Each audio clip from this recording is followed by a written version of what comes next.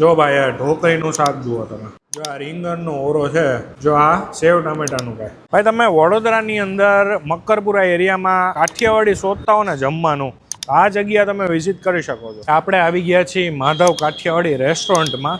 અહીંયા બધુંય જમવાનું શુદ્ધ ઘાણીના સિંગતેલમાંથી બનાવે છે અને ડેરી પ્રોડક્ટ્સની અંદર ખાલી અમૂલ જ વાપરે છે, એના સિવાય નથી વપરાતું.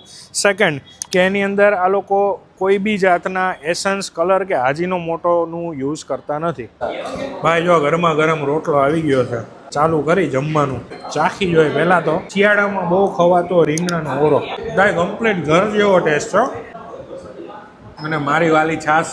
રીંગણનો ઓરો લીધો છે, સેવ ટમેટાનું શાક છે, ઢોકળીનું છે, આ કાચું ગાંઠિયા ભાઈ. ભાઈ મોજ આવી ગયો. અને હજી એક વસ્તુ બતાડું, જો ચૂરમાનો લાડુ ભાઈ, ઘીથી લથપથ. આ જો નીચે ઘી હચોડું છે, જો એટલે હાવ સોફ્ટ. આમ તો જો ભાઈ મોજ આવી ગઈ. બહુ મસ્ત લાડુ છે ભાઈ. ભાઈ એટલે કહું તમારે પ્યોર કાઠિયાવાડી ખાવું હોય ને, મસ્ત મજાની જગ્યા છે, ઘર જેવું જ ખાવાનું મળે છે.